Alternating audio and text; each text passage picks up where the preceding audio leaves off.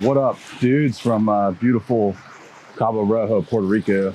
So looking at this fastball, been getting a lot of questions about my four-seam fastball, and obviously being a four-seam, guy that's trying to put the ball up in the zone and get, what do they call it, vertical hop, vertical ride, whatever. What I'm trying to do, and this is something that I've worked on a lot in the past couple seasons, is how can I influence as much force behind the baseball, and how can I influence as much RPMs, right? So not that spin rate is like the end all be all. Obviously you want a high efficiency fastball if you're going to be someone that throws up in the zone. So something that I've done that I've found a little bit of success with is putting my two fingers a little bit closer. I used to be a little bit further apart, and kind of centered it to where it's centered in the middle of the baseball and behind the baseball. But also a major piece too is like the high seam, low seam. So what you see here around this horseshoe is that the seam goes up as it goes towards the center, and it goes down this way. And if you flipped it on this horseshoe, the seam goes down and then goes up. So I use the high seam on this side.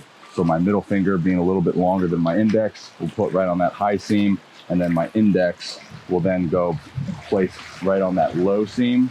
So what happens here is, now that they're somewhat evenly matched, and I'm hooking kind of the middle, how there's like two layers here to the seam, I'm hooking the first one here. So I'm not hooking both seams like this, I'm not pressing down, but I'm hooking that first seam. So then if you watch like slow-mo pitch design at ball release, you can see that the ball will slide and then really get pulled on by those two fingers. Instead, I used to kind of be, crevices over the seam, and you'd see that at design video that you're not really getting a whole lot of seam there when you go into release.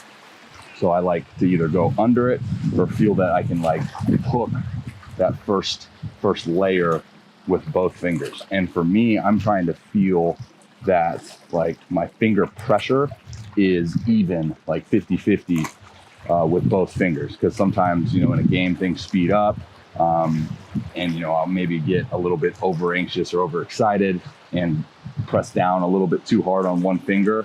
And you'll look at the data after the outing, and like the fastball efficiency is way down and whatever.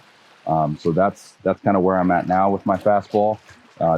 This ring finger, I'm a little bit different. I've always used my ring finger as kind of just a placement guide. A lot of people can like tuck and get their ring finger out of the way. This, I think, is something that will affect the total spin of the ball, because there is placement there.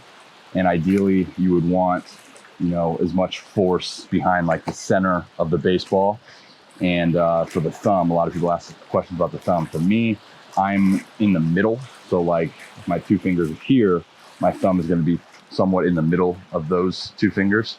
And, I've played around with thumb tucking, and just for me, it doesn't come out good. So I know for a fact that I can get to 97 to 100% spin efficiency with this particular grip, spinning around 23, 24, and get about, anywhere from 18 to 20 inches of vertical with this.